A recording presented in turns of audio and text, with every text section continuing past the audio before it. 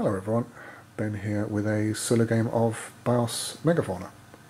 So there are several ways you can play this solo game. You have a Mars or a Venus variant. However, this particular one is going to be a follow-on game from a BIOS Genesis game. So basically the previous one we did have amphibians as a successful macroorganism. So we'll bring them into this game. Depending on which macroorganism you bring in, you get to be a specific species colour, so white in this case, and then depending on the macroorganism you will either be terrestrial or marine on your species as well. Any endosymbionts that you ended the game with in Genesis will become similar coloured, randomly drawn mutation cards. So we have a blue, a green and a yellow as per the endosymbionts, and again any organs that you ended up with at the end of your game will come along as same coloured basal organs. However, there is a rule which states that you can swap out a pair of organs for white basal organs. So basically we're going to take the two yellows and the two blues and they will become two white basal organs, simply because in the event of mutagen events, white ones will be very handy for negating those. So that's what we'll do with those. And then your macroorganism card will simply go into your fossil record as victory points at the end of the game, pretty much. And then depending on what player colour you are, you will most likely be paired up with the green plant species as an AI player. However, you may get to play as the green plants yourself, in which case you'll just have a regular player colour competing against you in the game as well. So we do have the green plants. We do have the Earth side of the cratons, so not the Mars or the Venus ones, so these ones. The plants get two archetype domes placed out entirely where you want to place them really, but they do have to follow the standard habitat rules, so the domes can only go, at least they have to be next to water basically within their biome, so we may as well place them there, that seems fine. And then the reservoir board is set up as per the rules. However, the green discs which would normally be in the oxygen are now the green plant pieces. So basically as those come out, then the oxygen levels will increase. So more plants, more oxygen. There is a handy sequence of play which will take you through basically what you can do. So first of all in a round you're going to have events similar to BIOS Genesis. Then we'll have actions that the players can do. Mothers and dispersals, which is stuff out onto the board, and burials and fossil awards. So burials is stuff back from the board, and fossil awards we won't be doing in the solo game. You simply skip those out, and you only do final scoring in the solo game. Excuse me.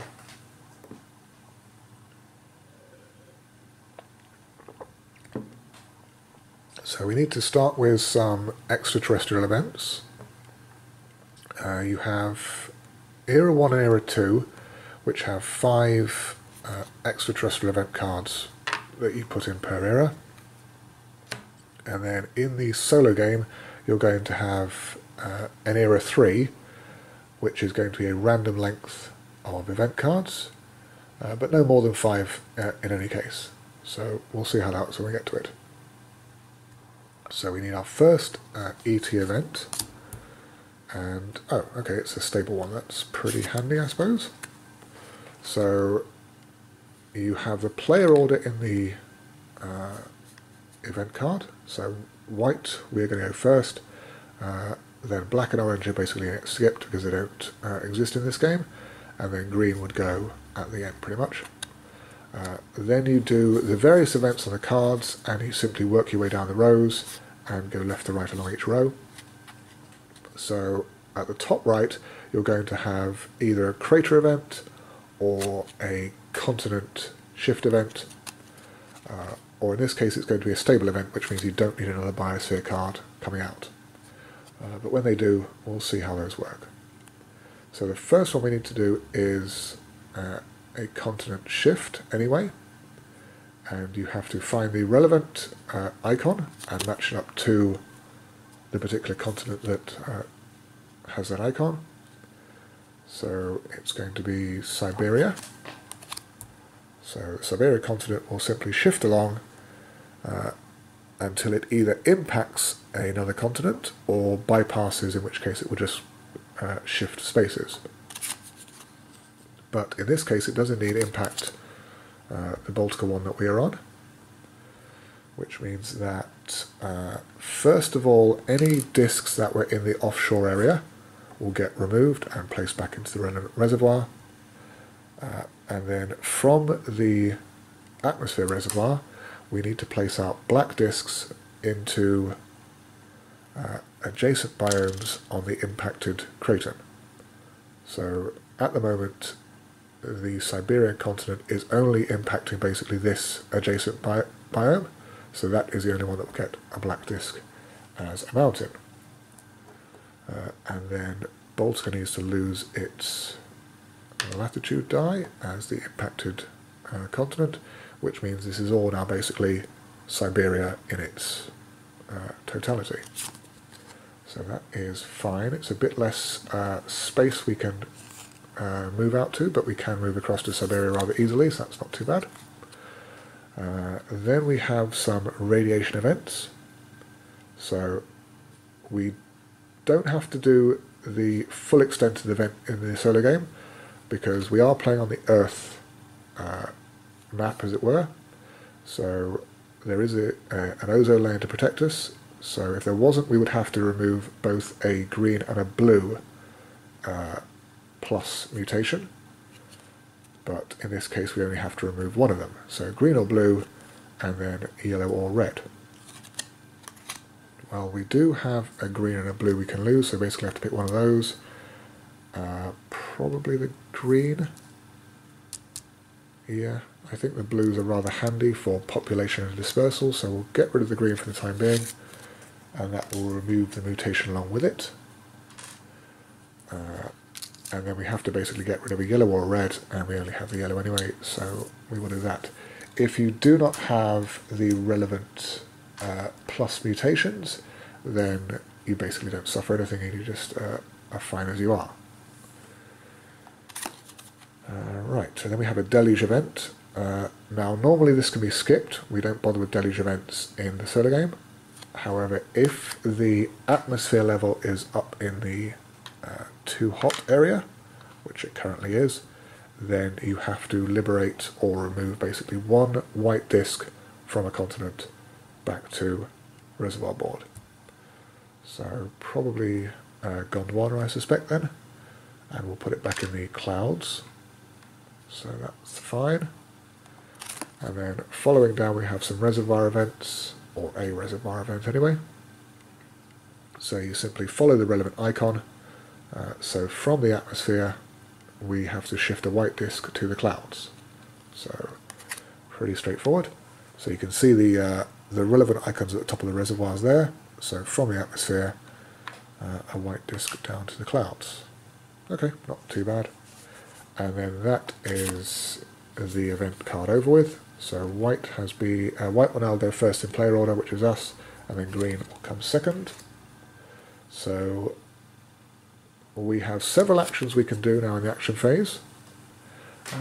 Mutation, promotion, and speciation are all pretty much dependent on the relevant mutation cards. We have population, which is getting ready to put pieces out onto the board. We have neoteny, which is reducing our number of basal organs. Resizing, which is shifting the size of our species. Resurrecting, which is pretty much what we're going to do now, and claiming the media card. So the media supervillain card is basically the decision maker for all events that may have a variable outcome.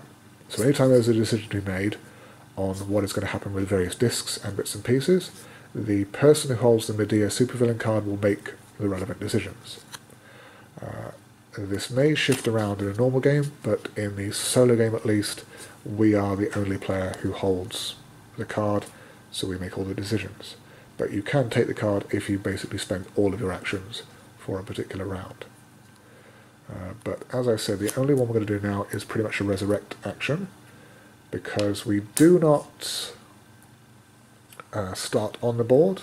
The plants do have a starting location, and then as per your action, you basically come onto the board, and you can only live where plants live. You can only be herbivores on top of plants, or carnivores on top of other herbivores, so we are pretty much limited to living where the plants are.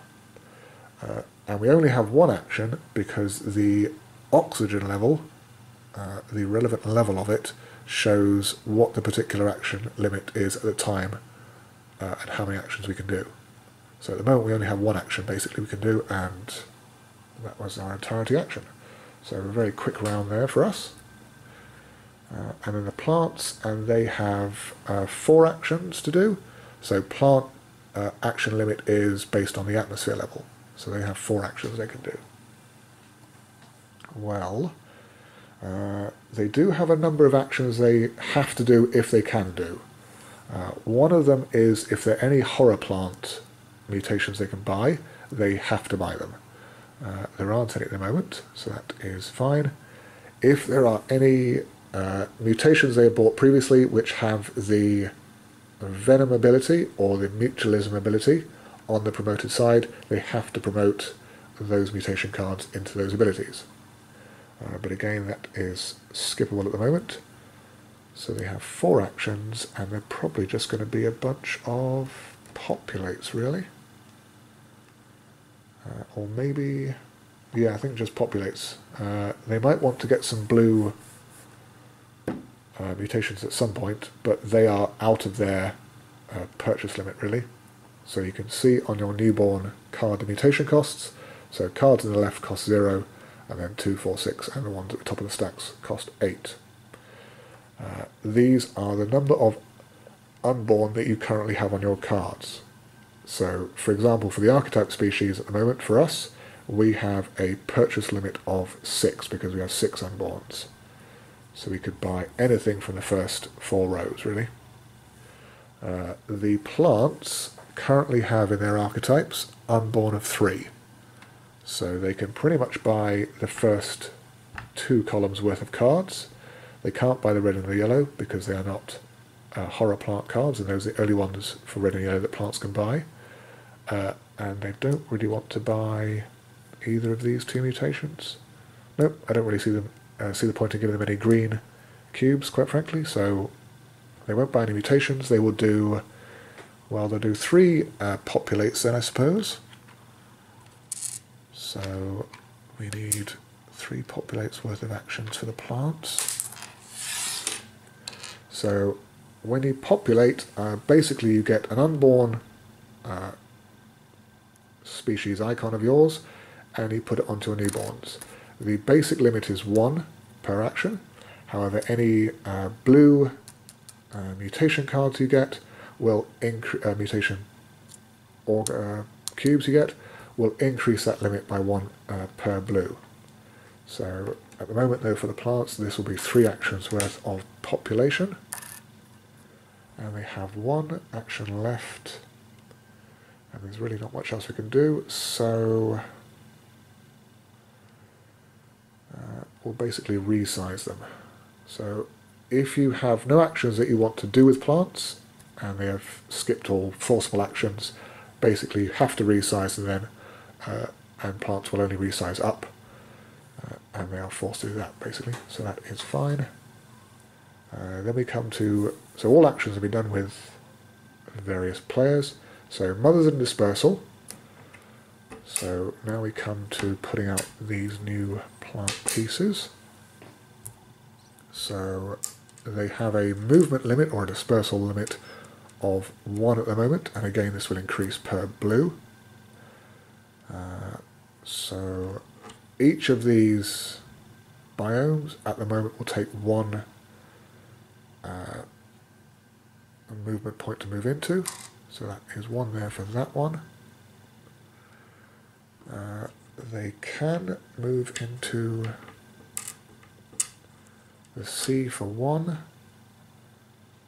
So this is not following the relevant limits as per the movement rules for regular species, but plants follow a slightly different movement set in that normal areas are just one movement point for the regular species, but for swimmers it is two, because they don't really swim, they are merely seaweed. So they can go there and then they can follow on from that and go along to there. This will mean, however, that this plant will become endangered because it's not actually a swimmer yet, so it cannot live in the water. But that will be fine. So at least that will get them out onto the relevant areas. And then we come to burials and fossil awards. We skip fossil awards in the solo game, but burials will certainly mean that this then endangered plant piece will simply come back and become an unborn piece. So that is that. It was a bit of a shame that mountain popping up. We'll have to see if we can get enough movement points to skip past it at some point. Right. So that was then the round done overall. So now we come to the next event. So we need another extraterrestrial card. And this is another stable event. Okay, that's pretty handy. So orange is going to go first, but that's not going to happen. Green, and then black, and then us at the end. So first of all, we have another continent shift. So Gondwana this time is going to move across. So it will come along and smash into Laurentia. So there are no offshore discs to move off. We do need a black disc from the atmosphere popping up on the Laurentia side, and it is going to lose its latitude die. Okay, fair enough. We have another deluge event which we could normally skip, but we are still currently in a too hot period, or atmosphere level, so we do have to lose another disc from the sea. Well, we're not on Laurentia at the moment, so we'll take that off and put that back in the clouds, I believe. And then from the clouds we move a white disc to the atmosphere. Okay, fair enough. So from the clouds, white disc to the atmosphere. So that's pretty straightforward an event phase there. And then green again is going to go first. Well, it has 4 actions it can do. We have pretty much reached the limit of populate at the moment without any more dispersal points for green to do. So actually we might want to resize up possibly, because that would get them several more dispersal points. So what we'll do then is, I did say we weren't going to get any green mutations, but they're not really being shifted fast enough anyway, so we may as well grab some with the green player anyway to get them moving along. So we'll take that one as a 0 point purchase, and that will take an action. Then we will do a populate with green, so it will grab its last unborn from the row there, so that will be an action.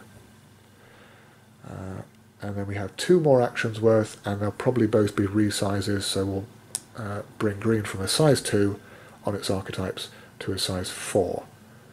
And that will be at least useful for dispersal. So sure, we'll do that. And then we need to shift the mutation cards along a bit, so getting those blue ones further along. And it is our turn now, and we have 2 actions that we can do now because the oxygen limit is far enough down that we can do 2 actions worth. So we have probably a populate we want to do. We can get 2 discs out with 1 populate. Or what else? Well, we might want to try and get these mutation cards moving along and see if we can't get any more ones out from the deck here that green can make use of. Or we can try and get some of these out anyway.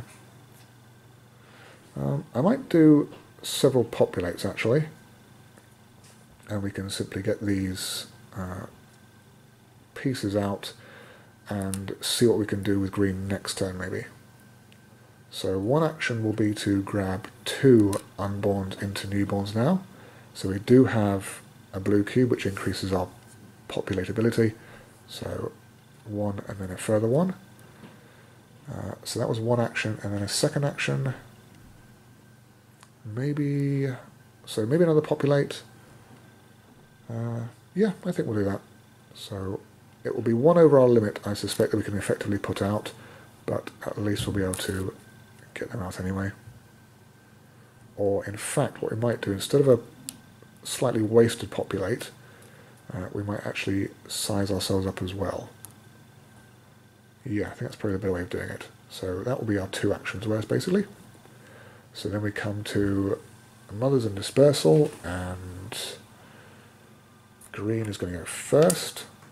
So it has a movement limit of 4 now. So it's size plus any blues it has. Well, we didn't get any blues for it, but we did manage to increase its size up to 4. So basically that's going to be useful because mountains are a movement of 2 to get into. So that would be 2, and then 3 would be into this area here.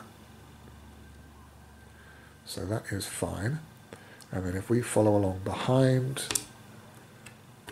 and we don't need quite as many movement points really, we have 2, 3, but we are simply going to go here and here as herbivores.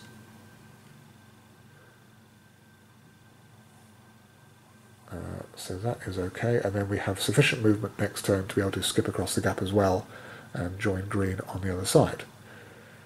But unfortunately, without green being able to speciate into a different species, you have a limit for green of 5 pieces for archetypes, armoured, burrowers and swimmers. There are no green flyers, and normally the limit will be 7 because there are 7 pieces for each species shape, but green is limited to 5. So unless green can get into a different species rather quickly, that is going to be pretty much all that it can move out as. Right, okay. Well, we're done with the round anyway. We have no burials, that's fine. Everyone is next to water and on top of plants next to water, so that's good. So the next extraterrestrial card is going to be right, a crater event. This could be annoying, we'll have to see.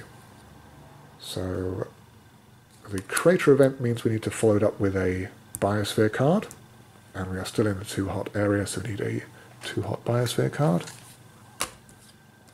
And it is going to be Laurentia. Okay, so not too bad then, we can deal with that.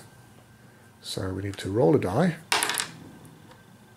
So you go along to the relevant continent and you place a black disk from the atmosphere into the rolled biome space, so number 2, as a mountain. So if it had impacted Baltica, then we would have been in some problems, I suspect, but we're fine as it is. Then we need to do the extraterrestrial event card first, and then we'll do the biosphere event card afterwards. So this is a climax event which we can ignore. You don't bother with any climax events. The deluge event we can also ignore, however we are still in the 2 hot section, so we do need to take another white disk off a sea somewhere. I think Siberia unfortunately is going to have to lose one, so we might try and get those out fairly soon. Okay.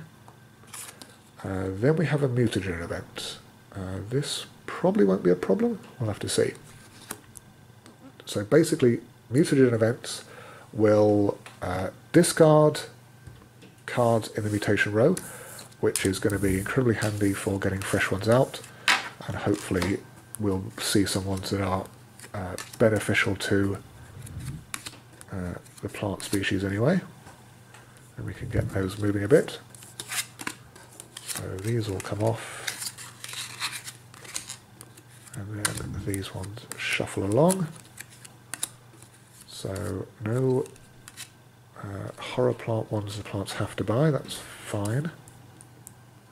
And then you have to discard down your organs until you meet your relevant limit. So for a normal player species, the dark heart limit indicated by the oxygen is the level of mutations you're allowed. So at the moment we're at 2 as per the oxygen level, but we did have those white basal organs, which increase our dark heart limit by 2 per white organ. So 2, 4, 6. So we are basically allowed 6 plus organ mutations, as well as basal organs. So 1, 2, 3, 4. So we're currently fine, we're down below the limit. If we were above the limit, we would have to start losing plus organs, and if we were still above the limit, we would have to then start losing basal organs to bring ourselves down below the limit. This would be a bit of a problem, because if you have to lose basal organs, basically your species is irrevocably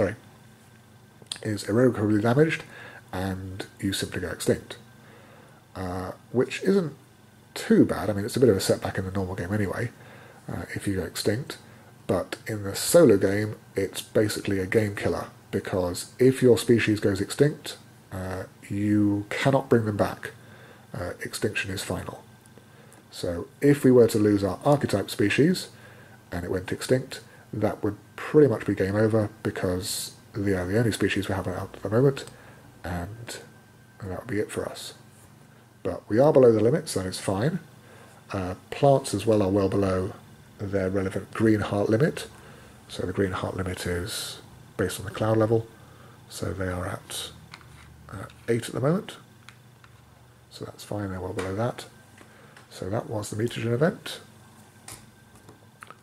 This card is the random length part of Era 3. So basically it gets shuffled into 5 more cards for Era 3.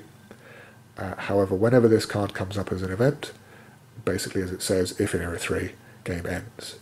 So whenever you draw this card in Era 3, the game is over. So we'll see how that comes into play later on for Era 3. Onto the biosphere, so a green disc reservoir event, which we can basically ignore, since we don't move green discs around. Then we have, from the continent, a black disc to the offshore. That is incredibly useful. Okay. So as the media supervillain, it's basically our choice which black disc we want to move around. So if we can grab this rather annoying mountain that's kind of shoved itself in the way there, and we can basically put it to an offshore of our choosing, probably over there, that will be fine. Then we have a reservoir event that is dependent on microbe events being allowed. So if we look at our oxygen level, we can see that microbe events are currently allowed as per the relevant oxygen level. So this reservoir event will go ahead. It may not have done if the oxygen level was sufficiently high enough to disallow microbe events. So from the continent, a white disk to clouds or atmosphere. That is going to be a problem. So basically we can lose just about this white disk from the continent and not suffer any endangerment of species, which is pretty much what we're going to have to do. And we'll stick it on the clouds. Right, okay. Well, okay, fair enough. I think that was all the events done with. So we are running out of seas at a rapid pace. which is a bit of a problem because if all the seas go away, then all the plants go away and the game is over. Right, so we do have a rain power ability to actually get around that, but we can't make use of it just yet. But we're definitely going to have to try and do that at some point. Okay, so green is going to go first, and green gets 4 actions worth of stuff to do. So it can now certainly buy this mutation, which I think it's definitely going to grab, which we'll be able to speciate. So we'll put it there for the time being. So that was 1 action. There are no preferential cards that it has to buy as per horror mutations. So 1 action for that, and then a second action to promote. So basically what we'll do is we'll flip over this card, and we will make them armoured. Sorry. So as part of the promotability, we will go straight into a speciate action. So they're not separate actions, they are basically one and the same. And the way this works is if you promote a card and you flip it up so the new species icon is at the top, you are making a whole new species for your creatures. So any cubes that were on the unpromoted side come onto the home species as basal organs. Then we get to duplicate onto the new species any basal organs, so include the one we just shifted across, and the size. So we need another green as a basal organ there, and we need a size dice, so it is size 4. Okay, and then we need to grab an armoured from the oxygen level, and basically replace out a shape of the previous species with one of the new species. So if we take this archetype dome, and we'll make a new new armoured species there, and then that will just go back onto the oxygen level there. So now we have burrowers for our plants, which is useful because they have fresh pieces they can put out, and we can definitely follow them as burrowers. I hope anyway. So that was that. So that was 1 to buy the card, 2 to promote. So they have 2 more actions worth, which I believe is definitely going to be just 2 more speciates. Sorry, 2 more populates. Sorry. So we will place those 2 onto the newborns there.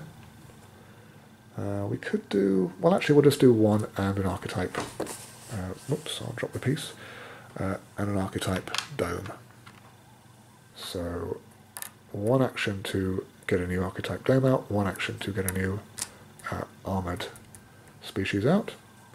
And we'll rearrange irrelevant. Yep, okay. So now we have all of the plant actions done with, so we need to move along the relevant rows. And we have still 2 actions worth of stuff to do.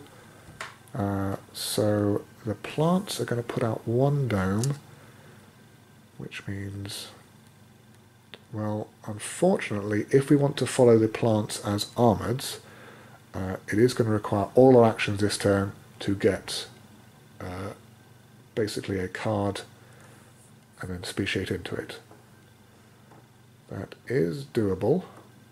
Yeah, it's going to take all our actions, but I think it's definitely well worth it, so that is what we'll do. So we'll grab the species card ourselves. We have the unborns necessary to make the purchase, and that will conclude our purchase. So we'll just slide these over before I forget. And we need a green cube. And now if we, for our second action, speciate ourselves into an armoured species, so we'll do exactly the same thing. The green cube will come off as a basal, the card will flip over, and we could get a green monster, which will be very handy for organs, but I think we'll speciate into armours ourselves. So Let's just put these over here a bit. So we have a new species here, and we need the relevant armors on it as unborns. And this new one is going to get a size 2 die to match the size 2 of its parent, and it's going to get 2 whites and 2 greens, like so. Now, is that going to be a problem for our rain dance ability? I suspect we need to replace one of our... so we'll replace this dome with a armoured. It can still snack on the plants quite happily. That is not a problem. Basically, when it comes to shapes, domes are fair play for everybody, so even other domes can eat them. However, particular shapes can only be eaten by their own shape. So the dome will quite happily be eaten by the armoured, that's fine. And we have all the unborns there. As I was saying, for the rain dance ability, we have a special power in the solo game called Rain Dance, where we can essentially make it rain, which is very useful for getting white discs back from the clouds into the seas again, which would be very handy as they are rapidly drying up. However, you can only do it if your population exceeds your dark heart limit. So at the moment our population is 3, and our dark heart limit is also 3. So we could not have done it this turn, but if we can get out next turn several more species, and then get the rain power ability into play, then we can start refilling the seas. It may be a little bit too late, but at least we'll have to give it a try and hopefully not end the game in disaster. So that was all our actions done anyway. And then we do mothers and dispersal. So we don't have anything to disperse at the moment. The plants, however, definitely do. So we'll do the dome first, and it can basically come along into this area here. And then the armoured is actually an interesting case, because can it shift out our species? Let's have a quick look. Well, it can feast upon the domes anyway, so that's not necessarily a problem, but it might be a problem in future. So basically, if the plant can, it wants to come along to a new area as a herbivore. So we can only be herbivores and carnivores, and we're not currently at the carnivore stage just yet, although we might be later on. But the plants can come along as herbivores, and they're required to do so if they can win a relevant competition. So at the moment they could happily stack on their own domes anyway, that's not a problem. But for future turns, when all the available herbivore spaces are filled up, they may want to come along and start invading our herbivore spaces, which may very well be a problem. So in order to beat them out, we need to get ourselves more yellow discs, I believe it is. Or is it red cubes? Red or yellow either way, to stave off a herbivore contest. So we'll have to probably look at that as well. So many things to do. Right, that was Mothers and Dispersals. We have no burials, so that's fine. Right, and then we are on to the next event. So we are going to need another biosphere card along with this one, and it's going to be a 2-hot biosphere as per the atmosphere.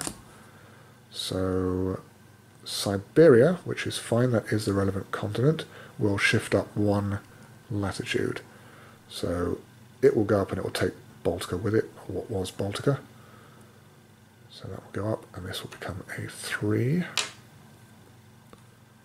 So no more disk manipulation, it's just simply shifting up in latitude, that's fine. Then we have a climax event we can ignore, a deluge event that we cannot. We are still in 2 hot, so we have to lose yet another disc. If we take off this white disc, then we will currently be fine as per everything be able to survive just next to this one here. Armoured plants are useful in that they can survive 2 spaces away from water. So this one is still currently fine because he is 2 spaces away from this water, and everything else is sufficiently watered down, so that's okay. And then we have from the atmosphere white disks to the clouds. Well, and it is a gun event actually. So the multiple arrows indicate a gun event, which means the media supervillain can opt to do all of the relevant moves. So if we in fact take all of the white disks from the atmosphere to the clouds, that will be very useful because that now brings us down into the Goldilocks zone for the atmosphere, which means we wouldn't have to suffer any more deluge events stripping away white disks from our seas. So sure, we'll go with that. And then we have from, oh dear. Well, I think this is going to end the game a bit early, unfortunately. Oh, okay. So from the continent, a white disk to atmosphere or clouds, our choice. And unfortunately, we do have a white disk, the last white disk, to take off from the continent, and we may as well place it in the clouds. And yeah, so we could follow on with mutagen events and the various other events, but there is nothing else that is going to bring water back onto the surface of the Earth, so that would be game over. That's a bit of a shame, but it certainly can happen if you are not, I wouldn't say well prepared, if you don't take into account your rain power ability and get it working relatively quickly, and obviously I didn't get it working rather quickly enough, you can suffer all the water, excuse me a second,